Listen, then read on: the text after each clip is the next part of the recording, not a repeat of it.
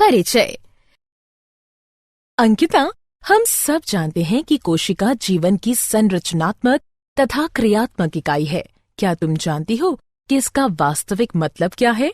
इसका मतलब एक अकेली कोशिका जीवन के सभी मूलभूत कार्यों जैसे भोजन तथा श्वसन वाली गैसों का ग्रहण करना, श्वसन, उत्सर्जन आदि को संपन्न कर सकती है। ओके, यह एक कोशिक जीवों के लिए सही है। लेकिन तब क्या होता है जब एक जैसी अनेकों कोशिकाएं होती हैं, जैसा कि बहुकोशिक जीवों में होता है? बहुकोशिक जीवों में ये कोशिकाएं कुछ विशेष कार्य करने के लिए जिम्मेदार होती हैं। प्रत्येक विशेष कार्य कोशिकाओं के एक विशेष समूह द्वारा किया जाता है।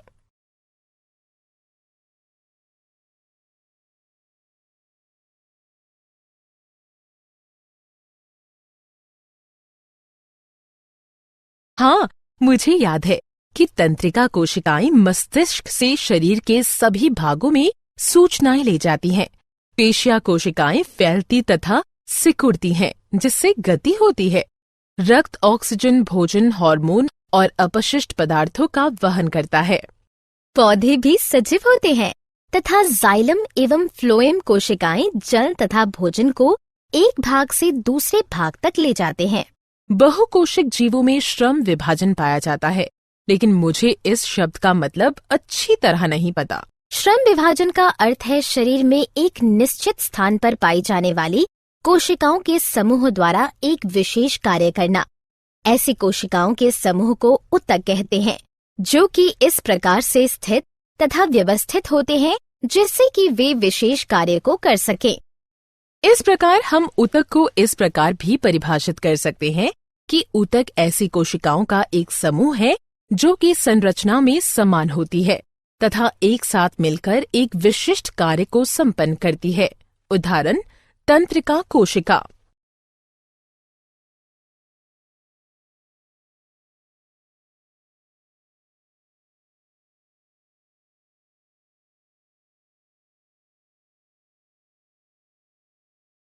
उद्देश्य। इस पाठ के अंत में आप निम्न करने में सक्षम हो जाएंगे: ऊतक को परिभाषित करना, ऊतक के प्रकारों को पहचानना, पादप तथा जंतु ऊतकों में अंतर को जानना, पादप ऊतकों को जानना, पादप ऊतकों के प्रकारों को जानना, विभज्योतक के गुणों को पहचानना, विभज्योतक के प्रकारों को जानना, विभज्योतक के कार्यों को जानना, स्थायी ऊतक के गुणों को पहचानना, स्थायी ऊतक के प्रकारों को जानना, स्थायी ऊतक के कार्यों को जानना।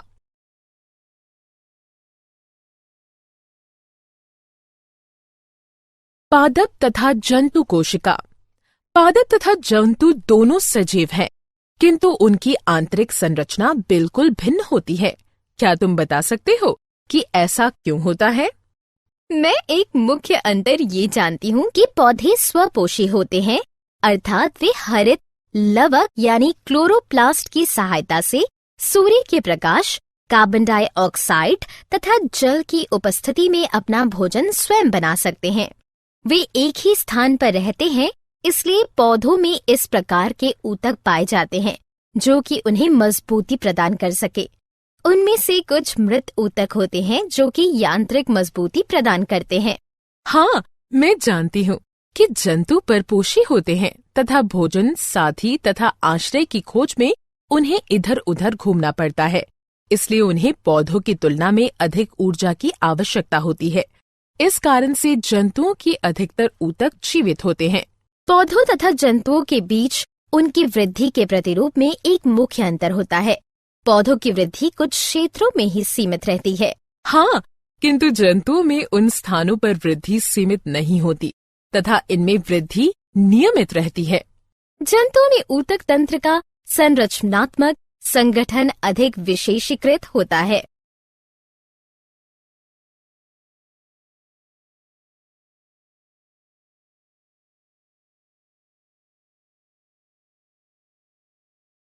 पादप ऊतकों के प्रकार। अंकिता, क्या तुम जानती हो कि ऊतकों की विभाजन क्षमता के आधार पर पादप ऊतक दो प्रकार के होते हैं? विभज्योतक तथा स्थायी ऊतक। ऐसे ऊतक जो कि लगातार विभाजित होते हैं तथा पौधों की लंबाई तथा परिधि में वृद्धि में सहायक होते हैं, उन्हें विभज्योतक कहते हैं। ये केवल पौधे की वृद्धि वाले क्षेत्रों में ही पाए जाते हैं। जबकि वे ऊतक जो कि विभज्योतक से बने होते हैं किंतु विभाजित होने की क्षमता खो देते हैं तथा अपना निश्चित आकार ले लेते हैं, उन्हें स्थायी ऊतक कहते हैं।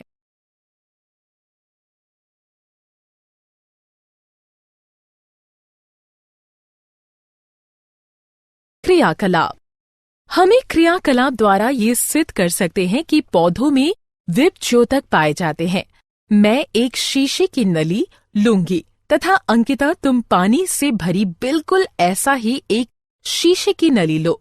उसके बाद प्रत्येक नली में हम समान आकार की प्याज की मूल को 3 दिन तक रख देंगे तथा उसकी मूलों की वृद्धि का परीक्षण करेंगे। हाँ, हम पहले, दूसरे और तीसरे दिन मूलों की लंबाई को मापेंगे। फिर चौथे दिन तुम्हें प्याज की मूलों को काटना होगा और फिर उसे नली में रखना होगा। 5वें दिन फिर हम मूल की लंबाई मापेंगे। 5वें दिन हम मापेंगे मेरे वाले नली की मूलों की वृद्धि रुक गई है। हाँ, ये क्रियाकलाप सिद्ध करता है कि पौधों में वृद्धि कुछ निश्चित क्षेत्रों में ही पाई जाती है, क्योंकि इन क्षेत्रों में विभाजित होने वाले ऊतक अर्थात विभज्योतक पाए जाते हैं। विभज्योतकों के गुण। विभज्योतक पतली भित्ति जीवित कोशिकाओं वाले अति सक्रिय ऊतक होते हैं। उनकी कोशिका भित्ति सेल्यूलोज की बनी होती है। ये आकृति में अंडाकार, गोल अथवा बहुभुजी होते हैं। इनका कोशिका द्रव्य सघन होता है। रसधानी छोटी होती है, केंद्रक प्रधान होता है। ये जीवन पर्यंत विभाजित होते हैं, इसलिए वृद्धि में सहायक होते हैं।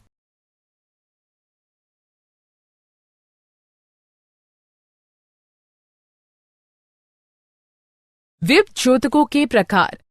विभज्योतक की उपस्थिति वाले क्षेत्रों के आधार पर इन्हें शीर्षस्थ, पार्श्वीय तथा अंतर्विष्ट भागों से वर्गीकृत किया गया है।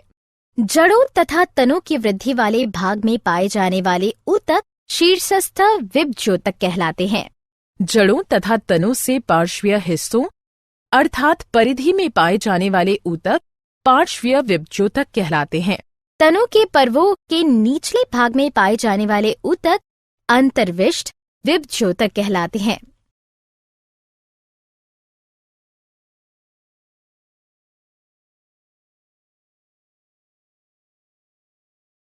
विभज्योतक के कार्य।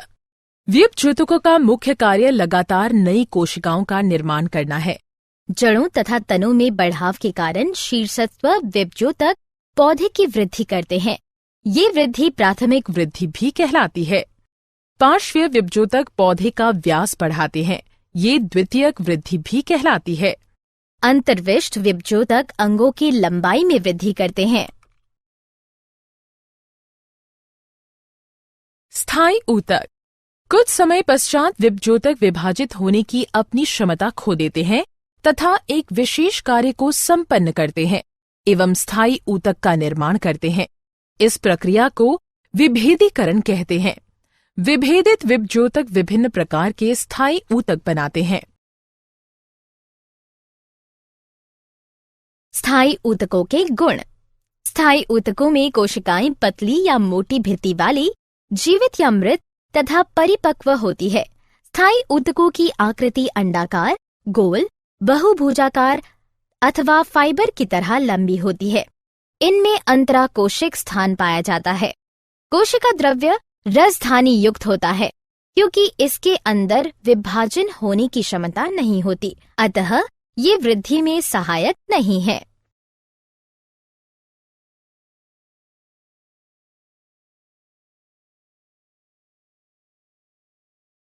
क्रियाकलाप। हमें क्रियाकलाप द्वारा देख सकते हैं कि पौधों में विभिन्न प्रकार की कोशिकाएं पाई जाती हैं। एक पौधे के तने को लो तथा उसके पतले सेक्शन भाग काट लो। अब इसे सेफ्रेनिन से रंजित करो। इसे स्लाइड पर रखो तथा ग्लिसरीन की एक बूंद डालो। अब इसे कवर स्लिप से ढक दो। अब सूक्ष्मदर्शी से इसका निरीक्षण करने पर हम विभिन्न प्रकार की कोशिकाएं तथा उनके विन्यास को देख सकते हैं। स्थायी ऊतकों के प्रकार। कोशिकाओं के व्यवहार के आधार पर स्थायी ऊतक दो प्रकार के होते हैं, सरल स्थायी ऊतक एवं जटिल स्थायी ऊतक। सरल स्थायी ऊतक उन कोशिकाओं के बने होते हैं जो कि कार्य तथा संरचना में समान होती है।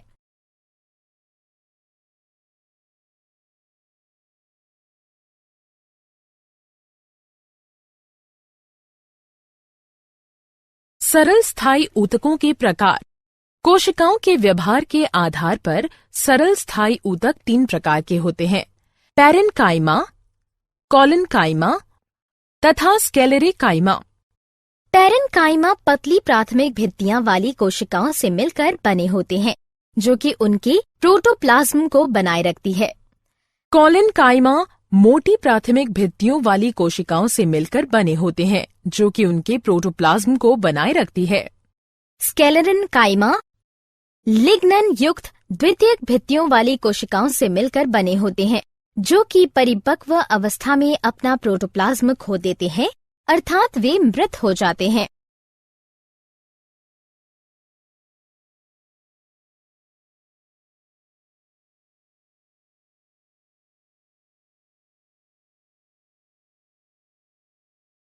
क्रियाकलाप। एक अन्य क्रियाकलाप द्वारा पत्ती की कोशिकाओं की विभिन्न परतों को हम देख सकते हैं। अंकिता, रियो की एक पत्ती लो। हाँ, मैंने रियो की एक पत्ती ले ली है। अब मुझे क्या करना चाहिए? अब इसे थोड़ा सा दबाव लगाकर तोड़ो। जब तुम इसको खींचते हो तो कटे हुए भाग से थोड़ा इसका गूदा या छिलका बाहर निकल आता है। मैंने इसका छिलका निकाल दिया है तथा इसे जल से भरी हुई पेट्री डिश में रख दिया है। हाँ, अब सैफरन इनकी कुछ बूंदें मिलाओ तथा 2 से 3 मिनट इंतजार करो। अब मैंने एक बूंद ग्लिसरीन की सहायता से इसे एक स्लाइड पर रख दिया है तथा इसे कवर स्लिप से ढक दिया है। जब तुम सूक्ष्मदर्शी की सहायता से इसका परीक्षण करोगे तो तुम्हें कोशिका की अनेक परतें दिखाई देंगी। कोशिका की सबसे बाह्य परत को एपिडर्मिस कहते हैं। ये साधारणतः कोशिकाओं की एकल परत से बनी होती है। एपिडर्मिस की बाह्य तथा बराबर वाली भित्तियां आंतरिक भित्तियों के मुकाबले अधिक मोटी होती है। सभी पौधों की पूरी सतह पर एपिडर्मिस पाई जाती है। ये जल हानि के विरुद्ध यांत्रिक आघात तथा परिजीवी कवक के प्रवेश से पौधों के सभी भागों की रक्षा करती है। पत्ती की एपिडर्मिस में छोटे छोटे छिद्र होते हैं जिन्हें स्टोमेटा कहते हैं। स्टोमेटा के 2 वृक्क के आकार की कोशिकाएं घेरे रहती हैं जिन्हें रक्षी कोशिकाएं कहते हैं। ये कोशिकाएं वातावरण से गैसों के आदान प्रदान तथा वाष्पोत्सर्जन में सहायक होता है।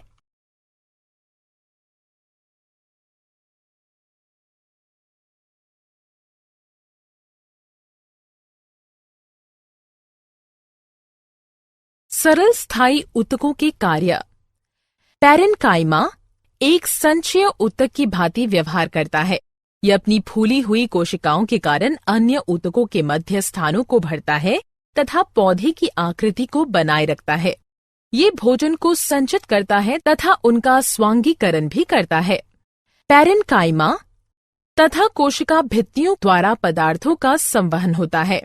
उनके अंतराकोशिक स्थानों द्वारा गैसों को विनिमय भी होता है। वे पौधों के व्यर्थ पदार्थों जैसे टेनिन, गोंद, रेजिन आदि का संग्रह भी करते हैं।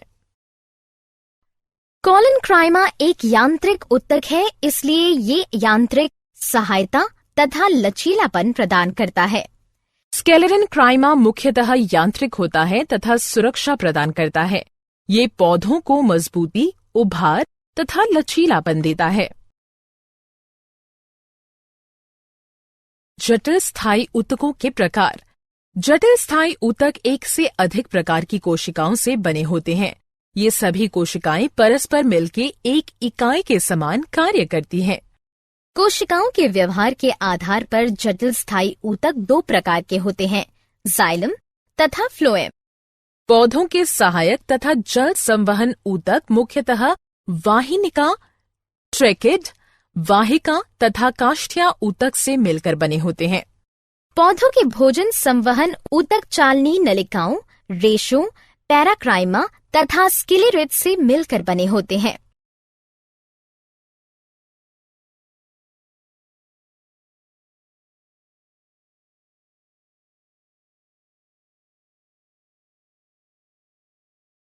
जटिल स्थायी ऊतकों के कार्य। जाइलम का मुख्य कार्य जड़ों से पौधों के अन्य मुख्य भागों तक जल तथा खनिज लवणों का ऊर्ध्वाधर संवहन करना होता है। फ्लोएम पत्तियों द्वारा प्रकाश संश्लेषण द्वारा निर्मित भोज्य पदार्थों को संचित अंगों तथा बाद में पौधों के वृद्धि वाले क्षेत्रों तक पहुंचाता है।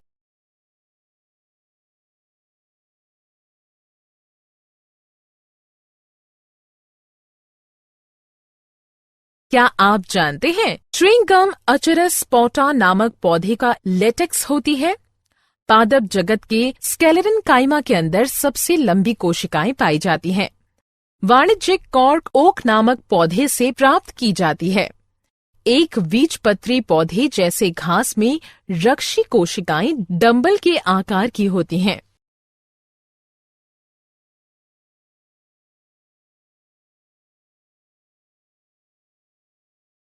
सारांश। आइए हमने जो कुछ सीखा है उसे संक्षेप में दोहराएं। ऊतक ऐसी कोशिकाओं का एक समूह है जो कि रचना तथा कार्य में समान होती है। पादप ऊतक मुख्यतः दो प्रकार के होते हैं, विभज्योतक तथा स्थायी ऊतक। विभज्योतक विभाजित होने वाले ऊतक होते हैं तथा पौधे की वृद्धि वाले भागों में पाए जाते हैं। जब विभज्योतक विभाजित होने की अपनी क्षमता खो देते हैं तब वे स्थायी ऊतक का निर्माण करते हैं। वे सरल तथा जटिल ऊतकों में वर्गीकृत किए गए हैं। सरल स्थायी ऊतक 3 प्रकार के होते हैं, पैरेन्काइमा, कॉलिनकाइमा तथा स्क्लेरेनकाइमा। जाइलम तथा फ्लोएम जटिल ऊतकों के प्रकार होते हैं।